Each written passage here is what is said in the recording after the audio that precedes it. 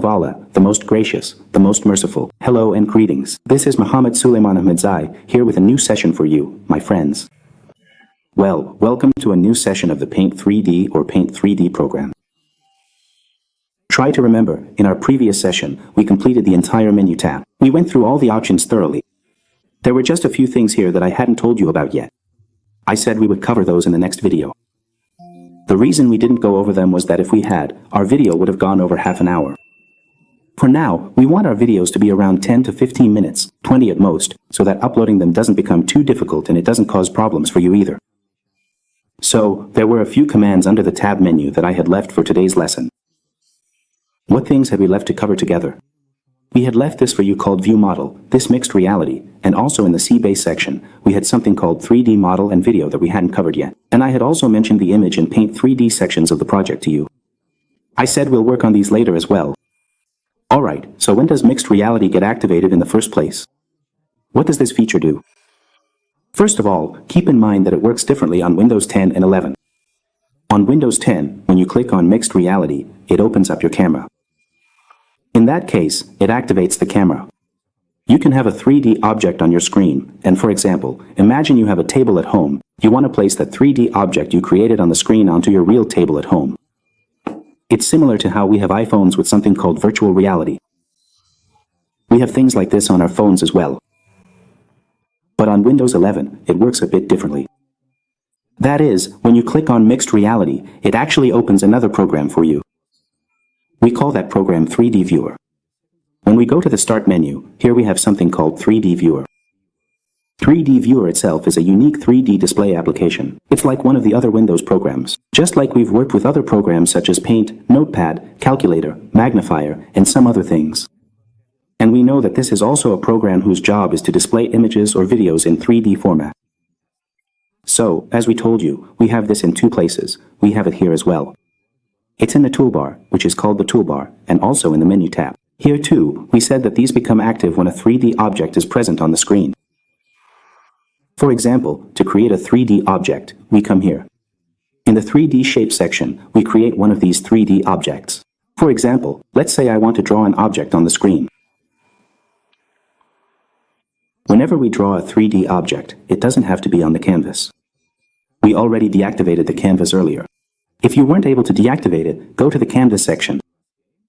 Here it says Show Canvas. If it's enabled and we go into Paint, it will show you a blank white page like this. Since we don't need it, the page is just blank. For 3D objects, you need to have this page or a canvas. So what's the best thing to do? You should just disable it like this. So, as we said, if we have a 3D object, there's no need for a canvas at all. We disable the canvas from the Canvas section, and to create a 3D object, we go to the tab called 3D. As soon as we create a 3D shape, here, it has points that let you rotate it horizontally. If you want to rotate it vertically, for example, what angle should it be at? You always select these options. For now, we want our object to stay in this position. Try to make sure that the shadows are shown at the bottom, so it looks like they're on the ground. Because a 3D shape usually has a platform. As we mentioned, as soon as we have a 3D object, Mixed Reality is also activated here, and if we go to the Menu tab, we can see that Mixed Reality is enabled there as well. Previously, it was disabled. Now, if we click on this at the top, you'll see that it opens a program for us called 3D Viewer, or the 3D Display program, which I mentioned to you earlier that we can also use. If I go to the Menu tab, it's still active, and if I click on it, it does the same thing. It opens the 3D viewer for us. In this 3D viewer, its main job is to let us preview a 3D image, a 3D subject, or a 3D object here before we export it. We look at it and review it. We apply some effects to it, and then we export it. Don't teach this whole program in detail because it's a separate application. This works separately, meaning after Paint 3D, we have to study this as a separate topic, which is called the 3D viewer. Just like I said, we studied Notepad, Paint, and other programs. This is also one of the Windows programs that works independently. For now, since it's open, I'll explain a few options below so you can see how to apply some effects to a 3D object. Well, wherever you open this, here you can move the mouse and move your 3D object in this section, for example from here, and you can apply some lighting effects to it. You will learn 3D completely with this program. Of course, it's fully featured with all its menus. But for now, we're just going to work with it in a simple way. Here, you select one of the effects, and whichever effect you like, we'll say the blue effect, for example. From here, you can rotate this lighting. Now, from whichever angle, pay attention to the shadows underneath in this section. It's as if the light is coming from one side, and you see the shadow on the opposite angle. If you want, you can create that shadow in reverse. You reverse the lighting, so that you can see from which side the light is coming, and we can change and adjust the angle of that shadow. In another section, in the second tab here, we have an option called State and Sharing. Here, we can be selective and apply some of these triangles to this. There are various effects that we can apply to them. We can use different effects here, and overall, it takes on the form of a single effect. From here, we can just select its movement, meaning we can simply move its angle. For example, from which angle do you think you're seeing this house? It shows you from which angle you want to view it. There are different movement angles, and by selecting these, you can change them.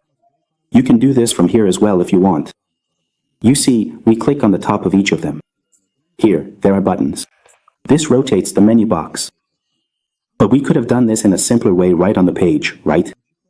We just hold this and move our mouse. From any angle we want, we can set it to that angle. Alright, after we're done with our work, we close this from here again. We click. We go. Again, in the Paint 3D program, meaning here, we just displayed the 3D viewer once through the program and applied some effects to it. Now, if we want to export this in this way, that is, what we worked on today is in section 3, where we save it as an image file from the menu. Or we can save it as a project file from the project menu of the Paint program itself, so that Paint can open it again. Now, let's work on how to export a 3D object from the 3D object menu so that we can open it later. This way, it won't open in the Paint program or in the photo viewer, but instead, it will open in a 3D viewer or a 3D display program. So, we're just displaying it and applying some effects to it. But we'll open the actual program in its own place. For now, let's see how we export it as a 3D object. We go to the Menu tab. We go to the section called Free. Here, we have something called 3D Model, meaning we had covered these two topics before. These two topics were left unfinished. We said we'd work on them later, and this is one of them. When we click on 3D Model, it asks us where we want to save it. It's basically a 3D model curve. I say, save it for me on the desktop as 55. The format is GLB, which is basically our 3D model format. So, when we open such files, what do they open with? They open with the 3D viewer program. Now, let me try to minimize Paint. On our desktop, we can see a file named 55. As soon as we click on the 55 file, which program does it open with? It opens with the 3D viewer program. As I mentioned, we'll work with this program later. And that same image or object we designed will always be visible to us in the 3D viewer program. Well, there's another point. Try to use the 3D models or 3D shapes available in Paint 3D because we can use the 3D models or shapes that are already in Paint 3D. We can also import some 3D shapes from the library together. That means we can get them from the internet and use those as well. In general, if at any time you wanted to create a 3D model and found it difficult to make it here, then you can go to the 3D library section. When we come to the 3D library, it shows us the categories here. If you need 3D shapes, their categories are available. For example, in the celebration section, like cakes and some other things, or if you want food, the food and drink category, these are all categories. The furniture category, the animals category, and so on and so forth. For example, if we click on the food category, it will open up the food subcategories for us. Here, we specify the subcategory. For instance, we can see exactly what we need. That means, whatever you select, you can import it as a 3D shape. Alright, here we select, for example, cupcake from the subcategories. We say, what should this 3D model do for us? Import it onto this page. As soon as you import the subcategory, you choose its position, what angle the 3D model is at, which part, and you select its rotation point so you can place it exactly where you want. There shouldn't be a canvas behind the subcategory. Right now, since we've turned off the canvas, it doesn't show up. If it was showing for you, you can see here in the section called Canvas, and here you should disable Show Canvas. Because when we have 3D models or even 2D models, we don't need a canvas or any flat page. So, try to remember that if we have a 3D model using the same system we learned earlier, we can export it. We go to the menu section, then to Save As, and here we select 3D model. We select it again. Then, let's save it on the desktop, for example, for our own reference. For instance, let's name it 45. We save it. Try to remember that when we save the 3D model, we can display it whenever we want. It's just like what we did earlier. When we open these in a 3D viewer or display tool, it will show them for us. This is our 3D object, or our 3D model. Its job isn't just to, for example, create a 3D model, export and import it, and only let you see it in the viewer program. After you've created the 3D model, if you want, you can export these to any Office or non-Office program. For example, if I want to import the same 3D model that I created in the program into one of the Office applications, whether it's Word, PowerPoint, or Excel, I can do that there. For instance, I open Word. You see, we've opened Microsoft Word 2024. Here, to insert the 3D model that we previously created in Paint, we go to the tab called Insert. Here, we have something called 3D Models. When we click here, it asks us whether we want to download 3D models from the internet or if we already have one saved somewhere on our computer. We say no. For now, we've saved one ourselves on the desktop. We click on this PC. As soon as we click, it asks us where it is located. We select the address for it. We tell it that we saved one on the desktop called 45. As soon as you click Insert, what happens to that 3D model? You enter the page. This is our 3D model. From this middle section, when you select it, you can easily rotate, resize, and move the 3D model in different ways. So, when you design or create a 3D model, it's just a matter of displaying them. You can, for example, use them again in different Office or design programs. Well, another topic that we left for later yesterday, we said we would work on it again. This was about how, in the Paint program, we discussed how to export a subject as a unique video so that we save time. We export it so that when someone opens it, it plays in the media player. So, what do we do next? We go to the main menu. We go to the Save As section. There is an option called Video. Try to remember, in the Save section, when we talked about Save Image, we said it saves your file as a picture, which opens in a certain program. It opens as a single image in the Photo Viewer program. If we wanted to save only a half-finished project, we could click on Balance, and if we wanted to save only a 3D model so that it could be opened in a 3D program or a 3D viewer, we could do that too. Earlier, we worked on selecting the 3D model.